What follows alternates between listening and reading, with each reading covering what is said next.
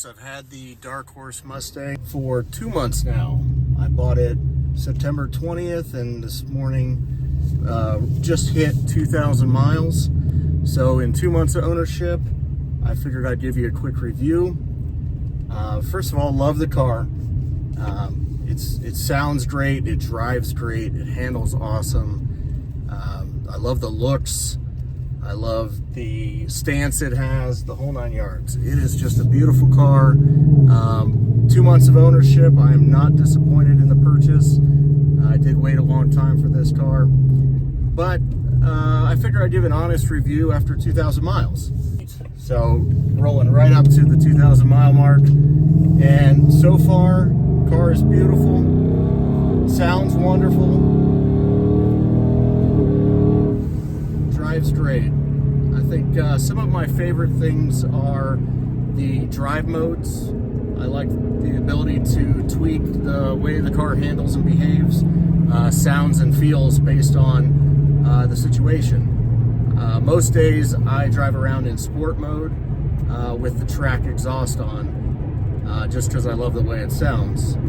While in sport mode, I frequently click the paddle shifters to get a little bit of downshift, a little bit higher RPM range as I'm slowing down, just so I can get the snap, crackle, and pop of the exhaust.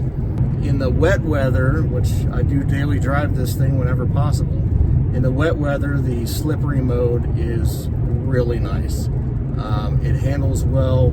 It makes the car's steering and particularly the tires in the rear, makes it a lot more predictable and safer.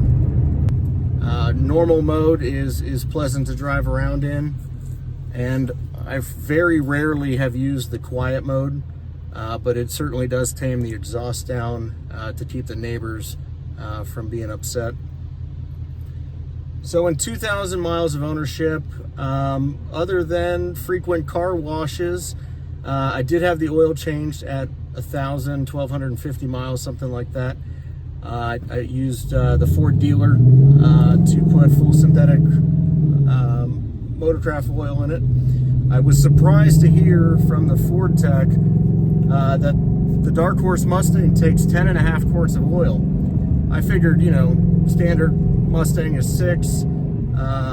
With the handling pack, oil cooler, so forth, I expected to be around 8 quarts. But no, 10.5 quarts of oil is what it took to get to the full mark on the dipstick.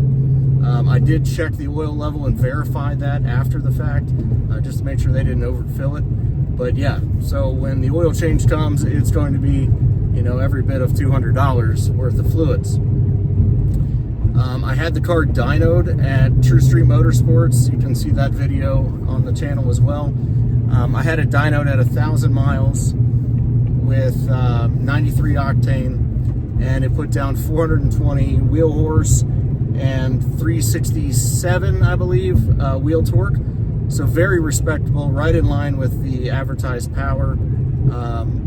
I then had True Street put on a Borla Switchfire X-pipe in place of the resonator, the factory resonator, and love the way it sounds. It really woke the car up in terms of tone, but also in terms of the snap, crackle, pop aspect on deceleration. While they were at it, we removed the carbon traps and removed the factory air filters and put K&N filters in their place. You can definitely hear a difference in the suck, particularly through the grill, through the nostrils. It's got a different pitch to the air that's whistling into the air intake after the K&N filters. I haven't been back to dyno it since. There's a few other things I would like to do. There's also some mods that I'm trying to maybe sort out on Black Friday or something like that, just so I can do some testing. All in all, I love the car, and I'm pretty happy, to say the least, with all of the various features that it has. The remote rev is fantastic. It is such a cool feature. I love showing off the car, and the remote rev definitely is something that no one has seen before.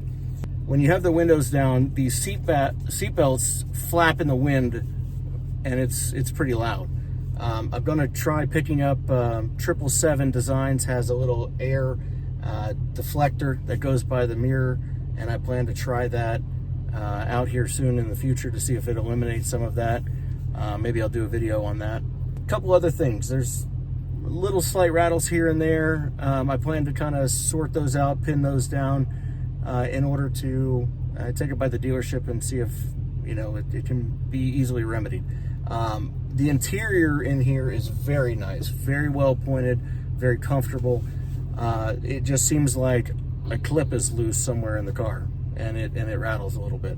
Not a major deal. I don't usually notice it. I usually don't even hear it with the exhaust tone and with the radio going. Couple odd things that I wish the car did have is I wish you could see what gear on the 10R80 you're in based on while you're driving. I know if you click the paddle shifters for a few seconds, you can see what gear you've just downshifted out of or upshifted into, but it doesn't show you regularly driving around what gear position you're in terms of, are you in 4th, are you in 6th, are you in 8th? And that's something I got used to on the 10R80 in the Expedition that we have. Also the 6R80 that I have in my pickup, you could always see what gear you were supposed to be in. So that's one thing that I wish the Dark Horse had, particularly the S650 Mustang had, was the visibility of what gear the 10R80 was in at any given moment. The other thing I found particularly interesting is when you're in the My Mustang mode and when you're using the auxiliary gauges, if you click the paddle shifter, it will take you out of that mode, which is odd that you would lose visibility of performance gauges while downshifting out of the gear you're in. So that was one thing that I found particularly weird, and I was going to go through the settings and maybe see if it was just a matter of drive mode or maybe one of the settings in the system that just need to be changed. Additionally, this thing has no front camera, and sometimes it's hard to gauge where the lip of the front spoiler is in relation to pulling up on curves, things like that. I believe that it has the front camera for the adaptive cruise control and the pre-collision detection system and so forth. I'm surprised that you don't have a camera or at least a warning proximity alarm. So I mentioned the Expedition we have as well has that. Even though it doesn't have a front camera, it still tells you how close you are to the curb with a series of beeps. And I'm surprised that 2024 doesn't offer that function. The only other things that I've noticed on this that are kind of negative is, with the wide tires out front, with the handling package, 305, 3019 Trophy OS tires, this thing trams all over the road on any kind of grooved highway. And it gets worse the higher speed you go. So it was an unfortunate thing that the alignment was off from the factory. I took it back to Ford. They did an alignment. It's still slightly left of center on terms of the steering wheel position, but between the steering wheel being slightly off and the tramming on certain roads, this thing can be a lot to hang on to when you're trying to drive spirited on the highway. Now, that's not every road either. It's just on roads with uneven or groove pavement that I've noticed this. As far as everything else in the car, it's been fantastic. The only kind of I wants that I wish this thing had was I wish in the door panels you could fit a water bottle. I wish the little pocket in the door panel had a circular cutout that you could set a water bottle in there. Other than that, everything else has been great. I mentioned I love this car, the sound of it, the drive modes, the tires, the way it handles, the way it looks, the remote rev feature is cool. And Ford really did an awesome job with the S650 Mustang, particularly the Dark Horse.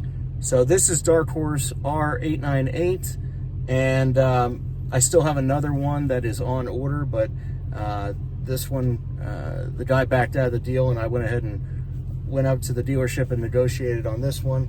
And again, owned it 2 months. It's been pleasant.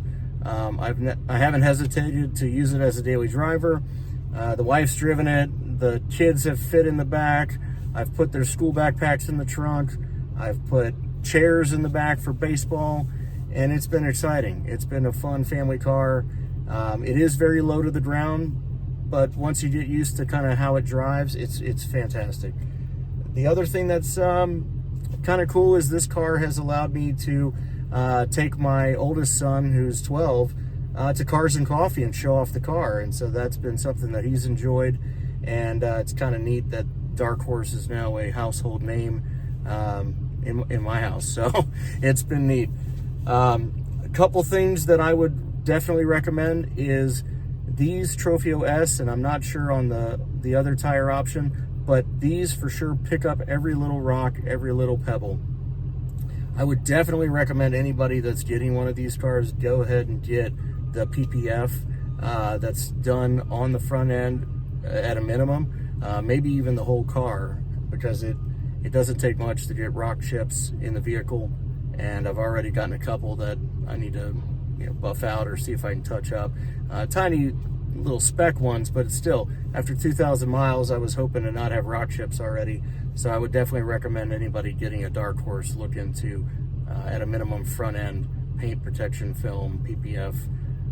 I know it can be expensive, which is why I haven't done it yet, but it's definitely worth the investment in your car.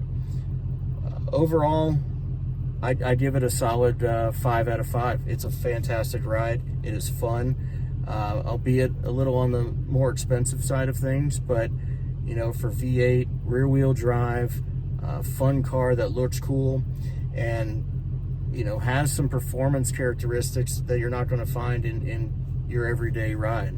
So good job, Ford, and I look forward to continuing to drive this. I'm planning on going with my dad to the Ford Dark Horse Track Attack event next year. So between some more seat time in my car, track time, racing time, and then hopefully learning a bunch at the Ford Performance Driving School out in Charlotte, I plan to use this car as not only a fun daily, but also a competitive ride. If anyone has any questions, feel free and reach out. I'd be happy to answer them, and keep it real.